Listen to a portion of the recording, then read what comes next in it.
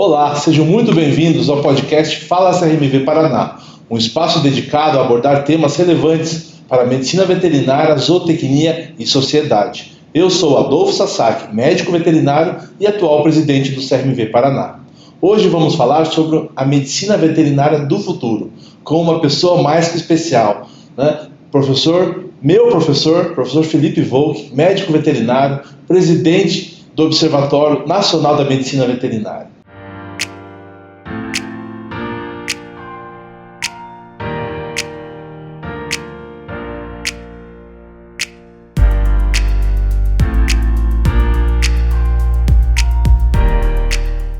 E desta forma, eu gostaria de agradecer novamente a sua presença aqui, professor, que me deixa muito emocionado, mas principalmente muitos colegas que aí estão vendo o nosso podcast foram seus alunos, conhecem o professor, até hoje é realmente uma das pessoas mais ilustres da nossa profissão.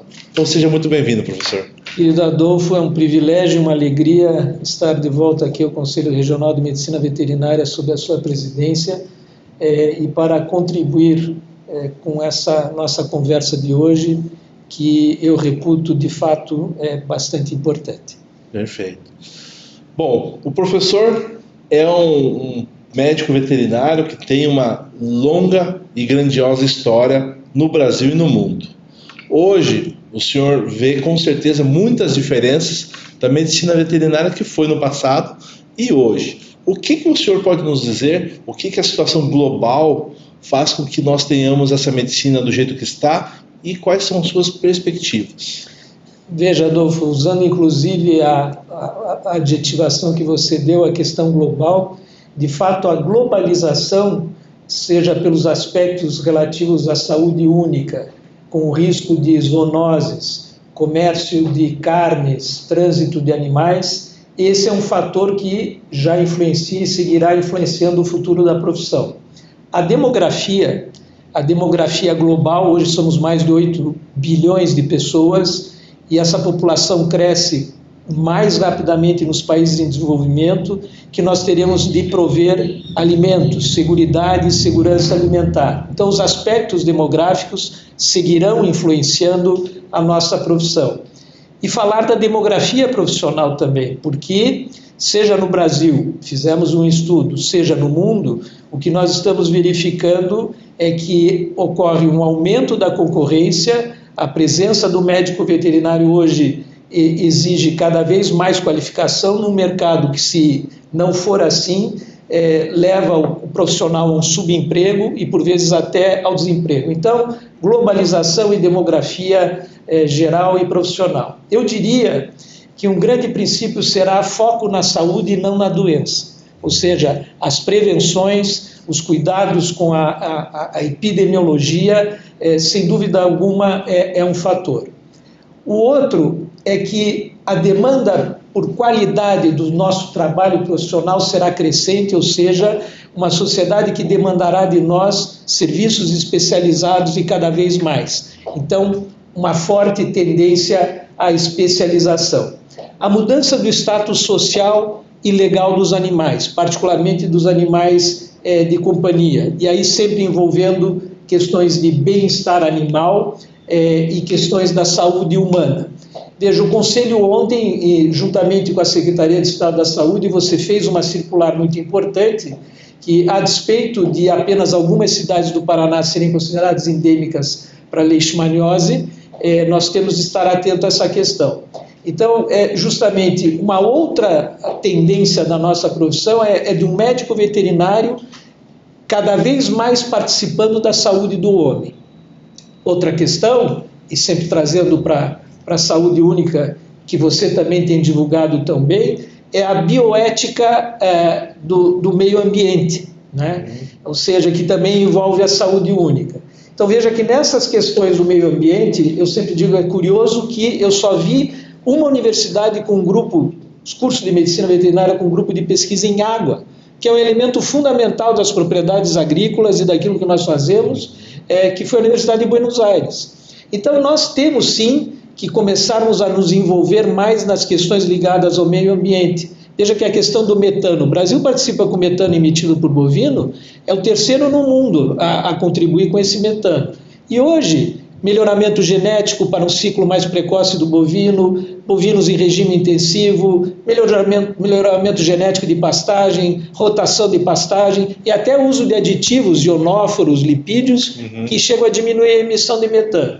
Então, essas questões ligadas à saúde única cada vez mais. Por outro lado, Adolfo, como a informação corre muito rapidamente em grande quantidade, é inevitável valer-se de inteligência aumentada e de machine learning para fazer, hoje é um termo que esses especialistas usam, mineração de dados, para extrair insights, informações, para decisões estratégicas, sejam elas individuais, sejam elas de grandes grupos, inclusive de um grupo profissional como um todo. Então, isso vai exigir do médico veterinário que ele seja mais familiarizado com essas questões de estatística e eu diria até com engenharia de sistemas. Eu me recordo, você recentemente participou de uma Câmara de Presidentes, eu quando fui secretário-geral do Federal, isso já tem mais de 10 anos, eu convidei um engenheiro mecânico para participar da Câmara de Presidentes, porque ele era o responsável por uma empresa que fazia a mecanização de ordenhas em diversas fazendas no país. Então, esse é outro aspecto, Adolfo. O médico veterinário terá que ter uma capacidade não apenas de colaboração intraprofissional, mas interprofissional. Então, esses trabalhos desenvolvidos com outras áreas do conhecimento será crescente. E para terminar, Adolfo, porque eu estou destacando apenas alguns aspectos e aqui nosso tempo é limitado, a chave para todas essas mudanças futuras não é outra senão a educação veterinária. Então, se você que já aprendeu no início desse século, você já aprendeu com problematização, com problemas. Eu me formei em 77, eu aprendi por memorização de fatos, com muito pouco raciocínio crítico. Então, lá atrás, ambicionava-se eficiência e eficácia, fazer melhor as coisas. Depois, você já aprendeu um questionamento de postulados, fazer coisas melhores. E agora, Adolfo, está havendo uma mudança de paradigma necessário, que é você analisar as situações e pensar diferentemente sobre situações que já existem há bastante tempo e até sobre aquelas que ainda não fazem parte do nosso cotidiano. Então, essa educação, Adolfo, ela precisa, sobretudo, e acho que essa é uma grande oportunidade para mim, onde se discute EAD e profissão da área de saúde, particularmente na área de EAD. Veja que a enfermagem conquistou recentemente a proibição do EAD, e nós desejamos isso na medicina veterinária. Por quê, Adolfo? Porque nós aprendemos pela emoção. Então, a memória afetiva, a emoção, que só é possível com vivências, com a convivência com o outro, é essa que vai fazer o profissional diferente. E é claro, Adolfo, é o profissional que precisa fazer aquilo que a máquina não faz, sim, aquilo que a inteligência artificial não faz. Sim. Então, eu sempre digo, o profissional que trabalha com a cabeça, com o coração, com as mãos e com a empatia, esse será insubstituível. O enfermeiro, o psicólogo, o médico veterinário, é possível que algumas áreas da profissão sejam muito ajudadas ou até neutralizadas pela tecnologia. Fala-se muito da radiologia, né? Eu comentava há pouco, tumor de mama hoje em mulheres, existem programas pela inteligência artificial com mais acurácia na detecção do que o olho humano. Isso é bem-vindo. Agora, quando a gente fala de previsões e de futuro, Adolfo, é importante a gente ter claro uma coisa. A gente precisa ter cuidado que a primeira coisa é pensar como as pessoas pensam. E como as pessoas pensam significa como a sociedade olha para nós, como nós olhamos para nós mesmos e para a sociedade. Essa é a primeira coisa. Sem medo e sem preconceito. Porque quando você traz consigo o preconceito, você filtra e deixa de pensar em determinadas possibilidades. Falo particularmente na questão do ensino. Os preconceitos são muito arraigados sobre metodologias inovadoras de ensino. e a gente sempre precisa contar com as surpresas. Por isso que essa questão de falar do futuro é falar do dia a dia, Adolfo. Porque nós temos que estar produzindo insights, informações e análises estratégicas diariamente. Eu diria que é trocar a asa do avião com o avião voando. Com certeza. Meus amigos, hoje a conversa, vocês já viram como vai ser. É muita informação, mas principalmente o professor Volk tem um pensamento muito além, né? E é isso que nos faz gostar de conversar com o professor. Obrigado. Porque nos traz assim, realmente insights que no nosso dia a dia a gente acaba nem tendo essa percepção, né? E eu aproveito, professor, que, por exemplo, ontem mesmo eu estava num evento, antes de ontem eu estava num evento sobre febre aftosa. Sim. Onde no Brasil ele é livre da vacinação, e a gente sempre se questiona o porquê disso, por que é importante não vacinar, ou por que é importante ser livre, né? São vários fatores.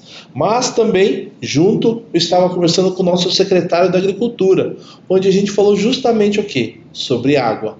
O Paraná, ele é grande produtor em suínos, aves, bovinos, leite, mel, mas o que acontece? A fonte que vem tudo isso é o solo, a água. Se nós não tivermos esse cuidado, vai exaurir.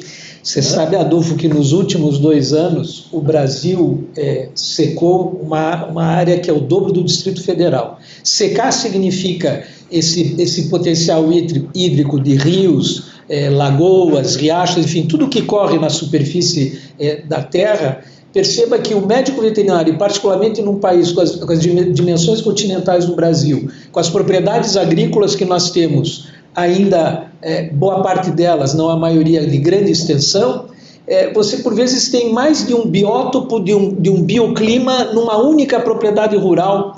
Você tem nascentes, e o médico veterinário está lá, junto com o agrônomo, com o engenheiro florestal. Então eu retorno a essa questão da bioética do meio ambiente. Quer dizer, todos esses profissionais com raciocínio crítico, com reflexões conjuntas e sinérgicas, podem chegar a soluções criativas para a preservação desse potencial que é fundamental para a vida. Não há vida sem água. Sem dúvida. Né? Então, esse ponto que você toca, eu diria que é algo que nós, médicos veterinários, precisamos nos assenhorar com mais qualidade e mais informação. Eu acho que esse pensamento crítico que nós precisamos ter já deveríamos estar tendo, mas também não adianta só o médico veterinário, tem que ser toda a cadeia, né, professor?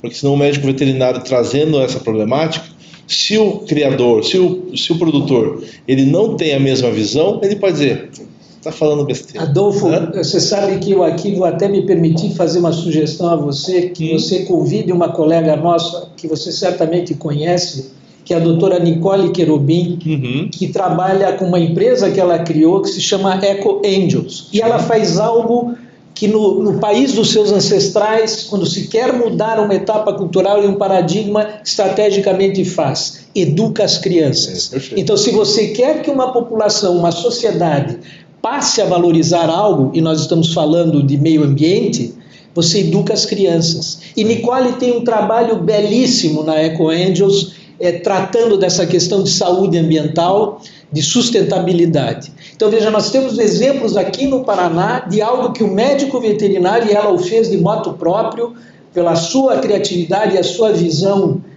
de mundo, e é claro, aquilo que a gente faz com prazer se torna diversão, né? Então, para Nicole, esse trabalho é algo pioneiro, que eu saiba, um diferencial do nosso estado. Então, educação mais uma vez, Adolfo. Sem dúvida, educação. Sem dúvida. Isso que a gente bate muito no fator das políticas públicas que acontecem, castrações, tudo isso é importante, mas se não tiver educação, nada vai adiantar. Você sabe, Adolfo, que nós quando tivemos, e essa época eu também me reporto quando eu estava lá no Federal, quando foi criada uma resolução para que legalizasse as unidades móveis de cirurgia e esterilização. Nós fizemos questão que elas se chamassem Unidades Móveis de Educação em Saúde e esterilização de animais. Tanto é que o passaporte para que o animal, no âmbito de um projeto que nós fizemos na Federal, junto com o professor Biondo, pudesse passar pelo ato cirúrgico, era que a família daquele animal previamente passasse por um processo educacional de posse responsável. Perfeito, né? Perfeito. É isso que a gente também concorda, professor. E eu acho que nós temos que bater mais isso. Inclusive, o senhor está me trazendo outros insights aí para nossas próximas matérias ou ações, né? Mas realmente, educação é fundamental, a informação tem que chegar, né? Então é nesse sentido que a gente realmente precisa trabalhar. Professor, eu tenho aqui algumas perguntas, mas eu vejo assim que muitas perguntas elas se entrelaçam e são realmente, fazem parte de um contexto. Pensando, professor, nesse futuro, na educação, nas big datas, na inteligência artificial, o que o senhor percebe, o senhor já mencionou um pouco, mas qual é o nosso futuro? Veja, Adolfo, seria ilusório imaginar numa sociedade, numa juventude que nasceu com essa facilidade digital, excluir essa questão do ensino em qualquer dos níveis. Hoje a gente sabe que para uma criança há períodos para que ela tenha acesso a esse tipo, e acho que a proibição de celulares até uma certa idade é muito bem-vinda. Mas falamos aqui da formação do médico veterinário na universidade. Hoje, Adolfo, você não valer-se dessa tecnologia da inteligência artificial é você estar um passo atrás no ensino. Vou dar um exemplo. Os hologramas que existem hoje para explicar a anatomia, imagens que você pode na tela manipular e escolher ângulos, retirar órgãos, colocar órgãos, ou seja, é uma possibilidade infinda de aprendizado por esses métodos de inteligência artificial. Mas, mais uma vez, não é, Adolfo? Aliar essa tecnologia toda, que passa também por aquilo que é chamado de Big Data, que aí é função entre as universidades de trocarem informações, como eu disse há pouco, mineradas e tratadas para criar insights, mais uma vez, e tornar isso socializado com os alunos de uma forma didática e pedagógica. Também é muito bem-vindo. Agora, Adolfo, o aprender fazendo para nós, na nossa profissão, que emergiu para 80% dos respondentes no primeiro estudo da demografia como deficiente, é claro que é fundamental. Então, veja, Adolfo, são essas vivências, sejam nos grandes palcos dos cursos de medicina veterinária de aulas práticas, que são a Fazenda Escola, o Hospital Veterinário, e muito, Adolfo, os projetos de extensão, que o nosso saudoso reitor da PUC, Clemente Ivo Juliato, dizia: a universidade tem que estar atenta ao barulho da rua. Então, sair dos muros da universidade, interagir com a sociedade e com a população, mudar etapas culturais na sociedade, produzindo essas vivências, é transformador para o jovem. Eu fui rondonista, Adolfo, na época do Projeto Rondon. A Universidade Federal do Paraná tinha um campus avançado em Imperatriz, no Maranhão. E eu, naquela época, 1975, pude interagir com médicos, estudantes de medicina, de odontologia, professores da medicina, da veterinária, e não se falava naquela época da saúde única, mas fizemos saúde única no âmbito do Projeto Rondon. Então existem soluções, vamos dizer assim, históricas, por isso que, ao prever o futuro, Adolfo, o primeiro exercício é olhar e aprender com o passado. Porque muitas questões, claro, não serão repetidas, mas reeditadas, melhoradas, com uma inspiração que foi colocada numa gaveta e não se sabe muito bem por que não segue acontecendo. Então, concluindo, Adolfo, sem dúvida, a tecnologia é uma aliada, ela tem de estar presente no dia a dia. Agora, a emoção, o aprender sem distância, esta conversa que nós estamos fazendo, ela tem uma qualidade porque nós estamos aqui muito próximos um do outro, nos olhando no olho um do outro. Não seria a mesma coisa se eu estivesse falando pelo computador. É ilusório imaginar isso. Não podemos nos auto-enganar da importância da convivência. E veja, Adolfo, cada vez mais o jovem precisa de referências, de líderes. As mentorias, Adolfo. Os programas de mentoria nas universidades foram abandonados, mas um professor se responsabilizar por um grupo de 4 ou 5 jovens e acompanhá-los durante toda a graduação, isso é algo que já aconteceu no âmbito das universidades e poderia retornar, porque é um contato periódico, próximo, intimista, né, com esse jovem ao longo do tempo. Então, Adolfo, eu acho que sendo criativos, mas sobretudo agindo com empatia, com emoção, nós encontraremos as soluções. Eu gostei muito dessa sua fala, professor, quando o senhor coloca como aprendemos com emoção.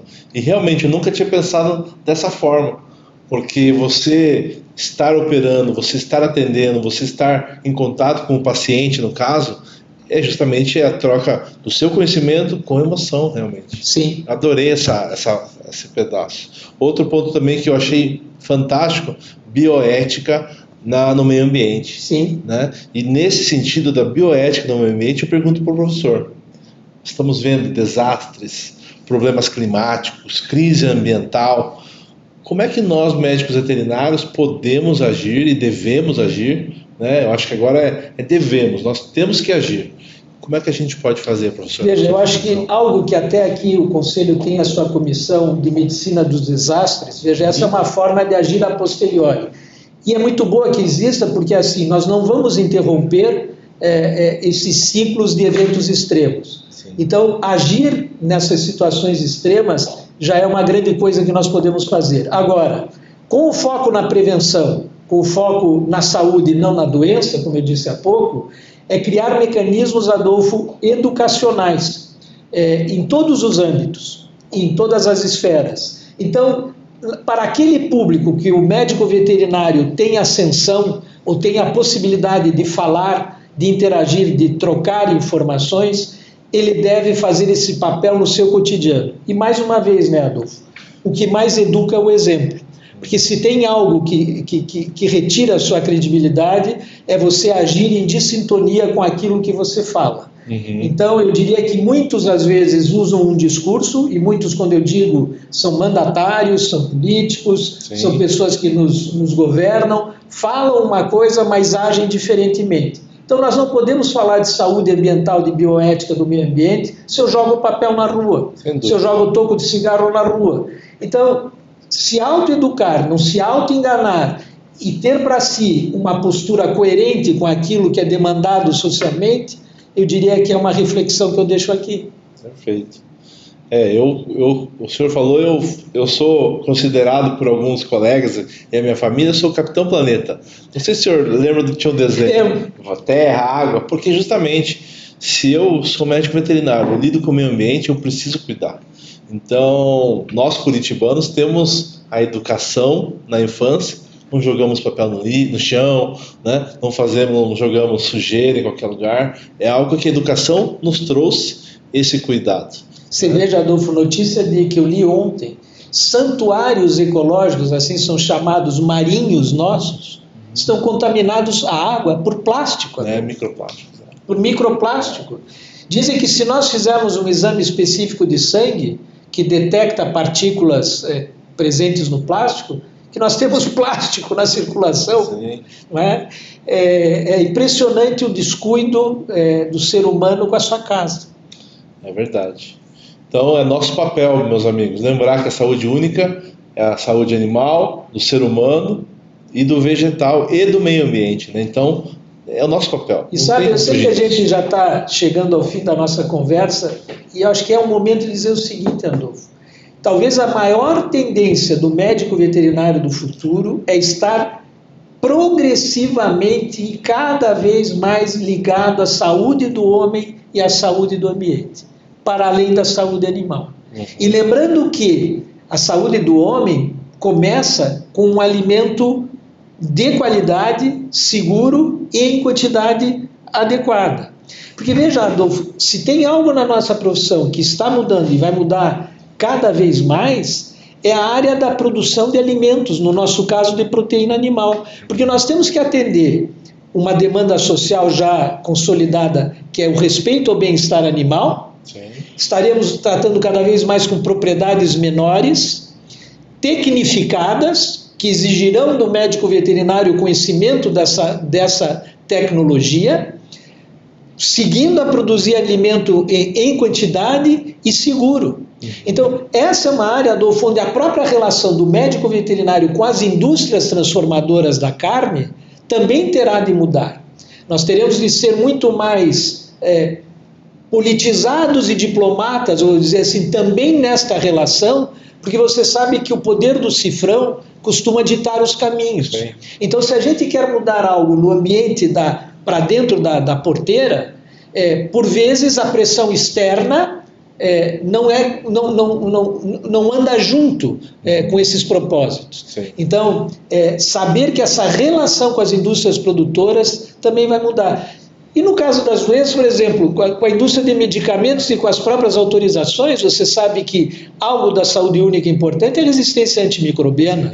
E veja a importância do médico veterinário nesse tema também, seja na clínica, seja na produção animal.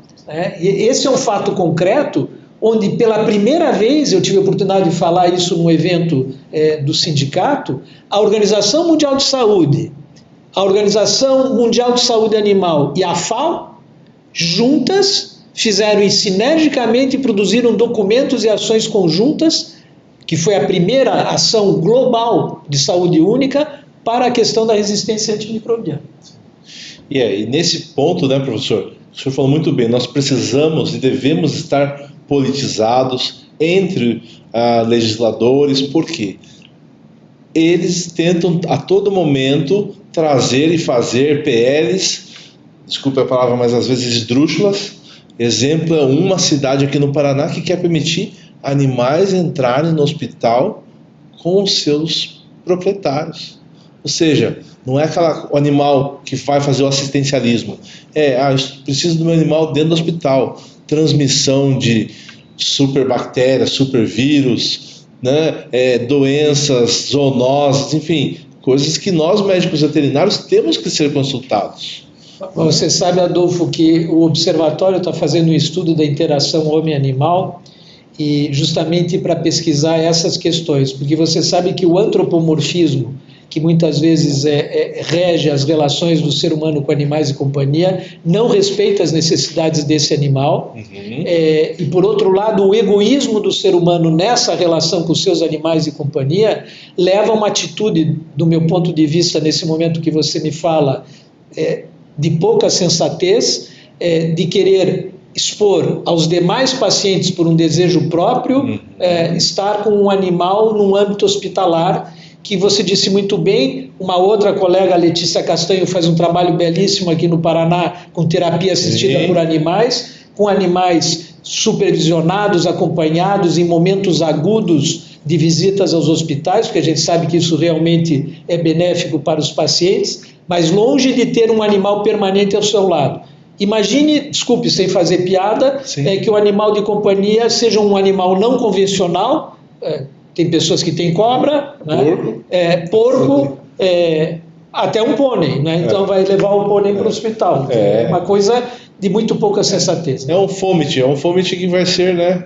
Realmente. Então, tem PLs como essa, por isso que nós estamos vigilantes. Em todos os momentos, tanto o Paraná como o Brasil, o médico veterinário precisa estar introduzido, mas também o que a gente fala, né, professor? Os colegas, eles muitas vezes estavam na sua labuta diária, na sua área, e esqueceram ou não estavam pensando na importância de também representar a profissão.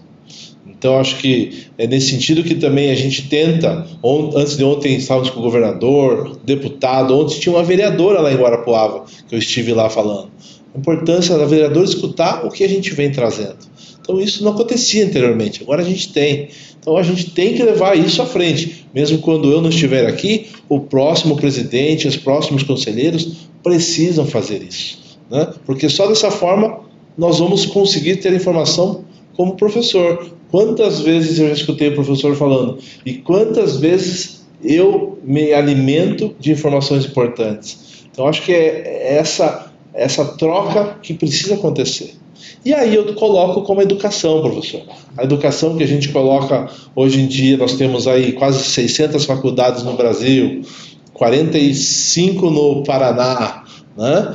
11 em Curitiba, EAD, que nós estamos indo contra, prova de proficiência nós estamos indo atrás, mas mesmo assim a gente tem um grande número. E aí a pergunta que eu coloco também é: que não é somente o número de profissionais, é a qualidade desse profissional que, entre aspas, ele acha que está preparado, onde na verdade ele está deficitário. Como que a gente pode pensar e como, na sua visão, o que a gente tem no futuro? Adolfo, veja, há anos atrás a Comissão de Educação de Medicina Veterinária do Federal, eu a presidia, fez no âmbito de um Congresso Mundial de Educação da OIE, na Foz do Iguaçu, apresentou um documento bilíngue, português e inglês, sobre como ensinar humanidades nos cursos de medicina veterinária. Isso já tem quase 10 anos. Infelizmente, esse documento não foi apropriado pela maioria, porque, mais uma vez, Adolfo, o diagnóstico já era lá atrás.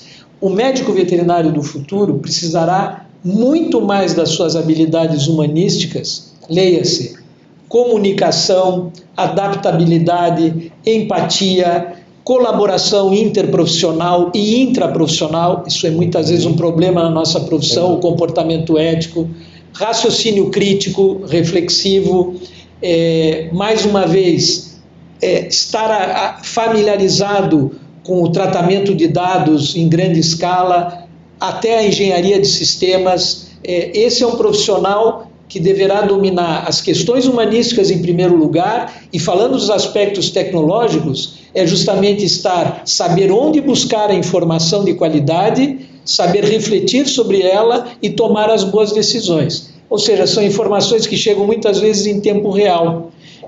Então, esse profissional, para além da questão que muitos já possuem, da necessidade da educação continuada, do aperfeiçoamento continuado, tenha claro que a exigência da sociedade será cada vez maior sobre a qualidade da sua atuação profissional, que numa profissão tentacular, como talvez nenhuma outra, como a medicina veterinária, eu estou aqui com o folheto produzido pelo Conselho, com 80 áreas de atuação, que ele deverá buscar uma ou duas ou três áreas mais especialistas para adquirir um nível de proficiência à luz do conhecimento conhecido e que será crescente, para exercer com qualidade a sua profissão. Eu diria que, agora, em relação a essa realidade demográfica do ensino, particularmente brasileiro, veja, Adolfo, não é só o que é oferecido durante a universidade, está muito ligado a praticamente uma ausência de pressão de seleção. Você fez vestibular, você fez prova de seleção para o mestrado e uma pressão de seleção. E é inevitável, Adolfo, a gente não está aqui fazendo segregação, outra senão aquela que, da meritocracia, aquela daquele mais preparado naquele momento, que não quer dizer que ele não possa voltar no segundo ou terceiro momento, sim, com a preparação adequada para receber aquela formação. Então, o que a gente verifica hoje, Adolfo, é quase um auto-engano coletivo.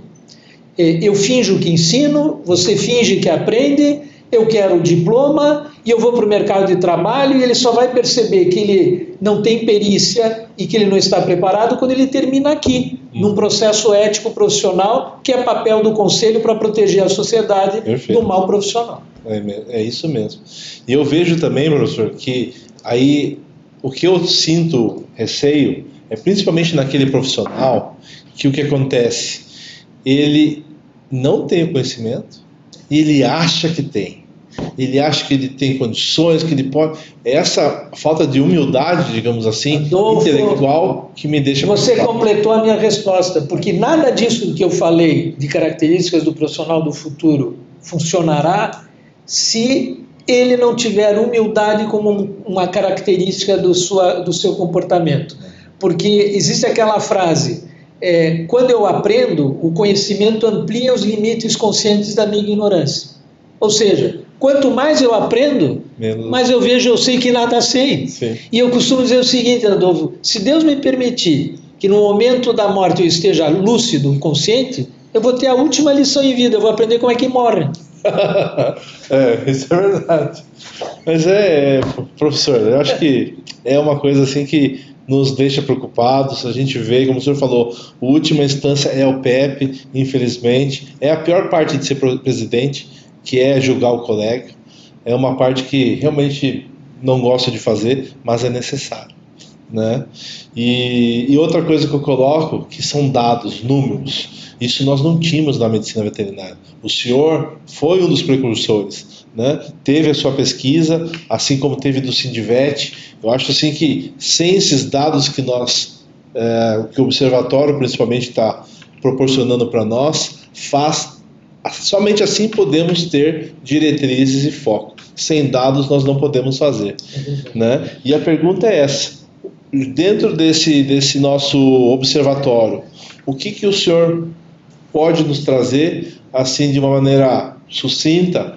O que a gente deve fazer, precisa fazer? Esse observatório precisa ser enaltecido ou precisa ser escutado? O que o senhor nos diz? Veja, Adolfo, o observatório surgiu como consequência do primeiro estudo da demografia da medicina veterinária, foi uma das conclusões, um organismo permanentemente alerta para buscar informação de qualidade para a profissão, analisá-la e divulgá-la. Isso está sendo feito no âmbito de redes sociais. Por outro lado, também é função do observatório produzir dados estratégicos. Isso também está acontecendo. Nós estamos nesse momento já com o andamento do segundo estudo da demografia. Estamos realizando um projeto piloto de avaliação de egressos, então o foco na educação na universidade que forma, que era o que se me perguntou, e um assunto que nós também tratamos aqui, estamos fazendo uma pesquisa do comportamento de tutores na interação homem-animal, particularmente animais de companhia, cães e gatos.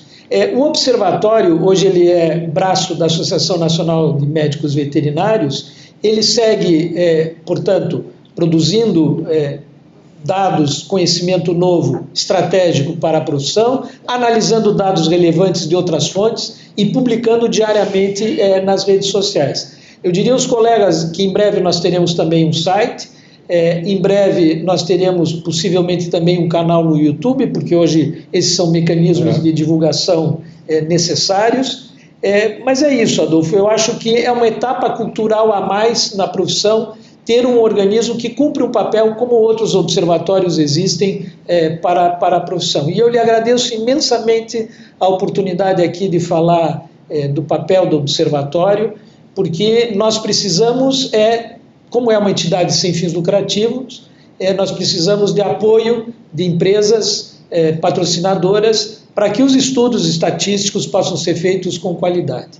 Então, Adolfo, queria lhe dizer, estar aqui conversando com você foi de fato uma alegria muito grande, porque o assunto que você trouxe à baila é uma preocupação de todos nós, por óbvio que também é uma preocupação do observatório, e você deve ter percebido pela minha quase ansiedade em falar, que é um assunto muito discutido entre nós no observatório. Leia-se Rafael Mondadori, Marcelo Pacheco, Márcio Mota e Camila Marinelli Martins. Então, nas nossas reuniões, projetar com prudência, com sensatez o futuro, com questões, sinalizando questões que não andam bem, como você fez muito bem, comportamentais ou estruturais das instituições, mas sobretudo para que de fato nós tenhamos sempre uma medicina veterinária mais comprometida com as suas funções junto à sociedade e que gere autoestima para o médico veterinário, porque eu considero que na origem de muitos dos nossos problemas de relação entre colegas no exercício profissional está numa baixa autoestima. Sem dúvida, sem dúvida.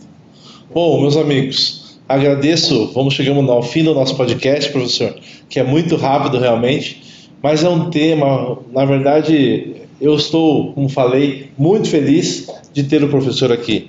É notório a qualidade da fala, é notório a qualidade intelectual do nosso professor, né? Onde traz muitas informações. Eu gostaria de estar aqui, mas vamos fazer mais vezes, professor. Tá bom. A gente vem buscando algumas outras ferramentas, lives, enfim, para que a gente possa absorver um pouquinho, né, disso. Então, eu estou muito feliz, agradeço a todos por estarem aqui. Professor Volk, gostaria de falar mais alguma coisa ou podemos encerrar? Podemos encerrar com o meu agradecimento imenso por essa oportunidade e poder me dirigir aos colegas. Perfeito. Então é isso, meus colegas. Chegamos a mais um podcast. Agradecemos a todos que estão assistindo. Peço a vocês que curtam, compartilhem, espalhem essa informação. Essa informação não pode ficar somente entre nós. Essa informação tem que ser levada a mais pessoas. E como o professor falou muito bem, nós precisamos ter orgulho da nossa profissão. E para isso a sociedade precisa entender o que o médico veterinário faz, o que o zootecnista faz. Então é nosso dever levar a informação. E para isso contamos com vocês. Fiquem atentos aos nossos próximos episódios. Muito obrigado.